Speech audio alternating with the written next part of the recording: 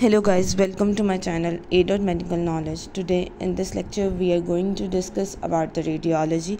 This is the first lecture of radiology. Here we are going to discuss the list of diagnosis image studies.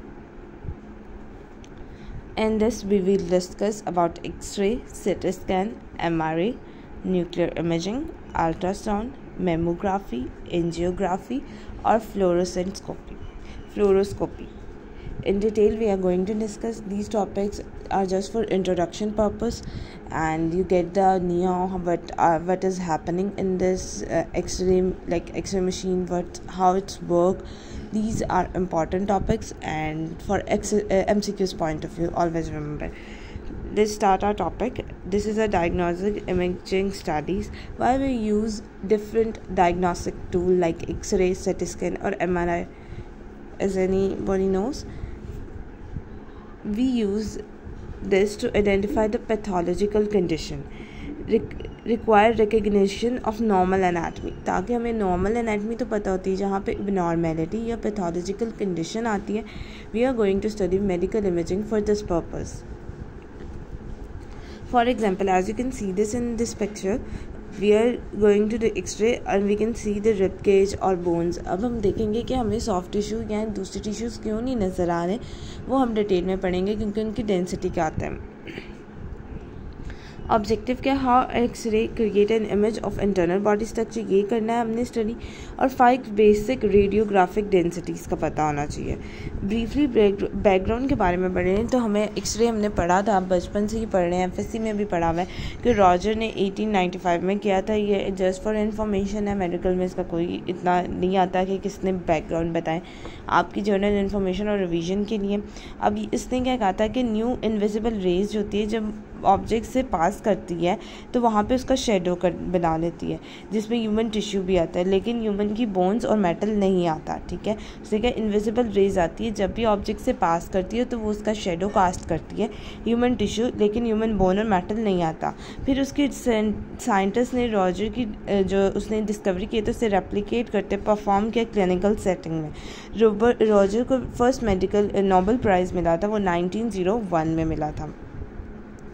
अब इसकी discovery ऐसी थी कि इसने जो थी वो कैथोड रे ट्यूब जो थी उसके ऊपर लेबॉर्ट्री में काम किया.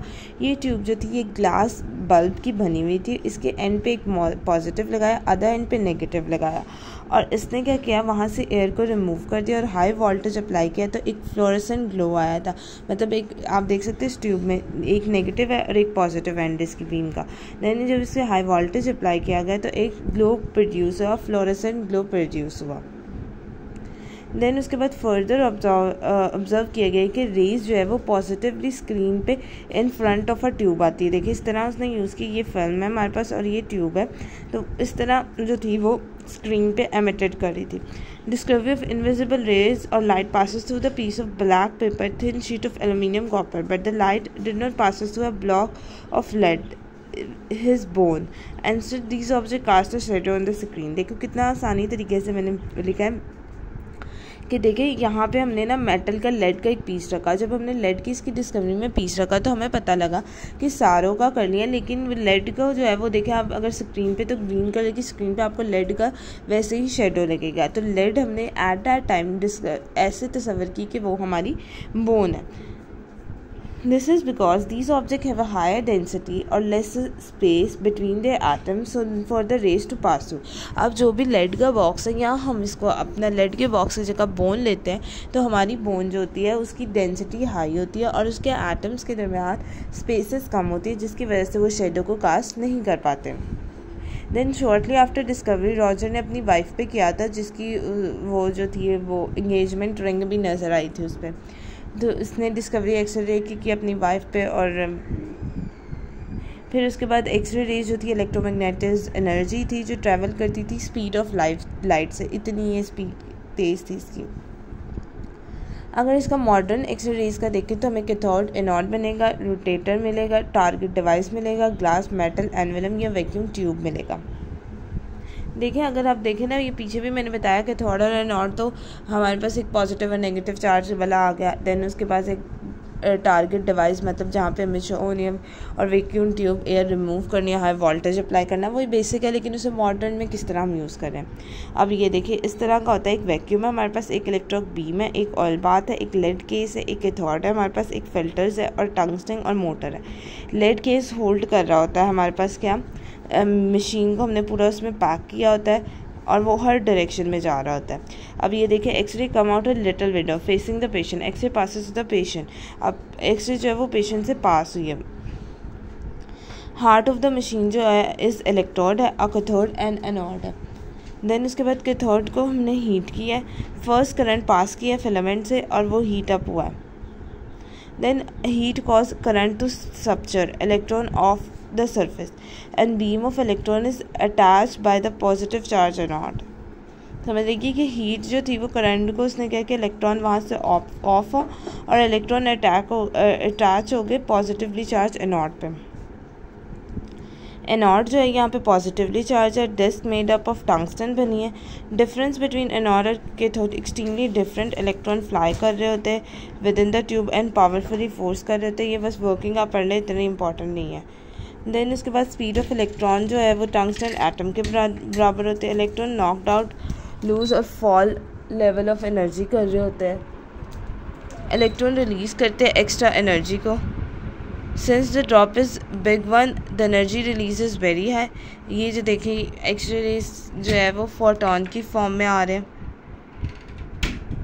ऑल्टरनेट वे एक्सरे रेज को फॉर्म करने का ये होता है कि वो इलेक्ट्रॉन को बीम में लॉस करते हैं, टूवर्ड्स द टंगस्टन एनोड में जा रहे हैं। इलेक्ट्रॉन रीच करते हैं टंगस्टन एटम की तरफ और फिर वो न्यूक्लियस की तरफ, ये न्यूक्लियस की तरफ ट्रैवल होते हैं, ठीक है। और इलेक्ट्रॉन रैपिडली चेंज होते हैं, लॉस करते हैं, लॉट ऑफ पावर कॉजिंग कर रही होती है चेंज के लिए। अब जो है very powerful collision electron and tungsten occur हो रहा होता है, लॉट ऑफ हीट प्रोड्यूस हो रही होती है यहाँ पे। लेस देन 1% एनर्जी जो होती है वो कन्वर्ट होती है एक्सरे रेडिएशन में during this process, the rest is converted into internal energy और हीट में। 1% जो है वो एक्सरे रेडिएशन में कन्वर्ट हुई है एनर्जी, बाकी सारा उसने हीट को इंटरनल एनर्जी बनाई है। So heat generation major limitation होती है एक्सरे मशीन की। टारगेट जो होता है high melting point use to produce high X-ray output. Then उसके बाद टंगस्टन मिल जाती है, स्मॉल इंजेस पेन मिलता है, कॉइल ऑयल मिल रहा होता है। अब ये देखो हीट फिलामेंट एमिट कर रही है electron from thermionic emission, electron accelerate करे, कॉपर रॉड आ रही है for heat dissipation, electron produce करे, high speed electron hit metal target और ग्लास एनवेलप है। एक्सरे जो होती है वो पास कर रही थी थ्रू बॉडी, डिफ्लेक्ट हो रही है और ऑब्जॉर्ब हो रही है। डिपेंड कर रहे थे एनर्जी ऑफ टिश्यू एक्सरे के एटॉमिक नंबर पे। हाई एनर्जी एक्सरे होगा more likely, high atomic number होगा ज़्यादा अब्जॉर्ब होंगे। एक्सरे जो होता है वो पास कर रहे थे, ये चीज़ जो है ना ये याद करने की, बाकी वो वर्किंग थी, just go and read it और आपको पता हो कि वो किस तरह हो रही है। एक्सरे जो होती है पास कर रही होती है बॉडी और फिल्म से, और वो फिल्म जो होती है वो डार्क और ब्लैक आपको शो हो रही होती है। जहाँ पे आपको वाइट हिस्सा होगा नज़र आएगा एक्सरे में, तो उसका मतलब कि वो फिल्म तक आया ही नहीं है। एयर का लो एटॉमिक नंबर होता है। एक्सरे जो होती है जब एयर है तो लो एटॉमिक नंबर है, तो जिसकी वजह से एक्सरे थ्रू इमेजेस डार्क होगी। अगर मेटल है तो हाई एटॉमिक नंबर है तो इमेज वहाँ पे वाइट होगी। अगर आपको कोई ब्लैक हिस्सा नज़र आ रहा है तो वो एयर का नज़र आ रहा है, ठीक है। और जब आपको वाइट नज़र आ रहा है तो वो मेटल इम्प्लांट है। आप ये देखिए एक्सरे में कि एयर की वजह से वो वाइट लग रहा है और ब्लैक जो है वो किसकी वजह से हमें नज़र आ रहा था, एयर की वजह से आ रहा था और इंटरनल स्ट्रक्चर्स, और वाइट जो है वो हमारे पास एयर है और something that have a high density which is may be in the form of bones. अब ये देखिए बेसिक रेडियोलॉजी, और ये बिल्कुल एक वाइट स्पॉट नज़र आ रहा है, ये जो है हमारे पास मेटल इम्प्लांट को बता रहा है। अब देखिए air, fat, soft tissue, fluid और बोन मिनरल्स, इसमें हम इजीली डिफ्रेंशिएट कर सकते हैं। सबसे पहले एयर की डेंसिटी है, फिर फैट आ रहे हैं नज़र। एयर देखेंगे यहाँ पे भी एक, आप जो लेफ़्ट साइड पे हमारा राइट साइड पे लंग्स बना है तो इसमें आप देखें एक पाउच सा नज़र आ रहा है, वो भी एयर है, ठीक है। समरी है कि एक्सरे क्रिएट कैसे करती है, वेरिंग डिग्री पे बनता है। हाई एटॉमिक स्ट्रक्चर एक्सरे को ब्लॉक कर देता है, एग्जांपल बॉन्ड।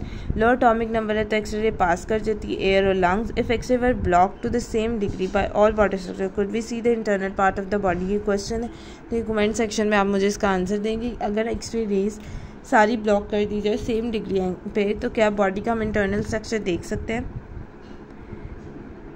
अब यहाँ पे देखिए 5 बेसिक रेडियोलॉजी डेंसिटी आ रही है, ब्लैक टू वाइट जा रहा है,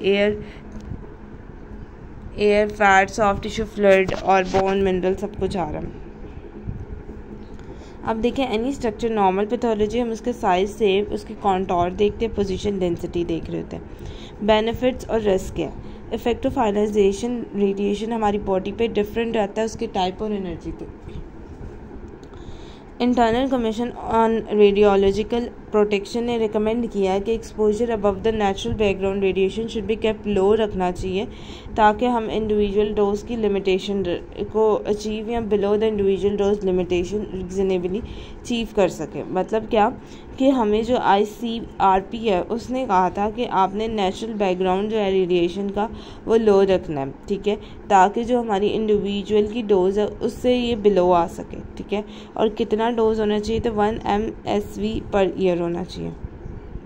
फिर रेडियोजेनिक कैंसर एलिवेट रिस्क ज़्यादा बढ़ा देता है रिस्क के में देखें, मतलब सर्जरी बताती है कि हायर डोज दोगे तो हमारे पास ग्रेटर देन 1% SV होगा तो कैंसर का रिस्क ज़्यादा बन जाएगा। कैंसर और अदर हेल्थ इफेक्ट जो होता है वो लो डोज पे भी आ रहा होता है because there is a risk of non detectable current. Epidemiological data और मेथड से हमें पता लगा कि वहाँ पे जो होता है वहाँ पे भी रिस्क होता है हमारे पास लो डिटेक्टेबल करंट की वजह से। Methodologically difficulty inherited low dose epidemiology suggests that the preciously quantity of cancer doses 0.1 is unlikely. Reasonable evidence ये बताता है कि इंक्रीज़ कैंसर का रिस्क हो रहा है एक्यूट डोज में 5 से गुड एविडेंस बताता है कि हमारे पास इंक्रीज़ हो रहा है कैंसर का एक्यूट डोज में 50 और रीज़नेबल एविडेंस भी हमें क्या बता रहा है ग्रेटर देन 50 हो रहा है, ठीक है। और स्टैटिकली भी हमें ये पता लग रहा है कि 100 MCSV ये डिफरेंट लो डोज रेडिएशन की एविडेंस है, ठीक है। फैक्ट जो है risk can not be directly estimate low dose does not imply the risk.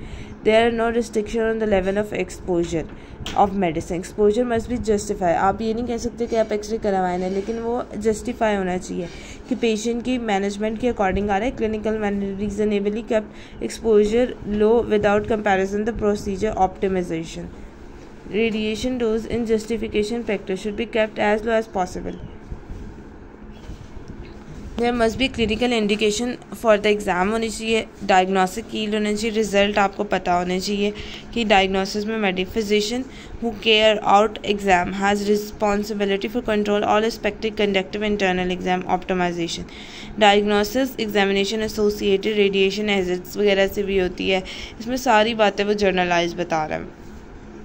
Degree of safety कहता है कि now high and examination recommendation on the basic clinical judgment के बेसिस पे होनी चाहिए। Thank you so much for watching this video.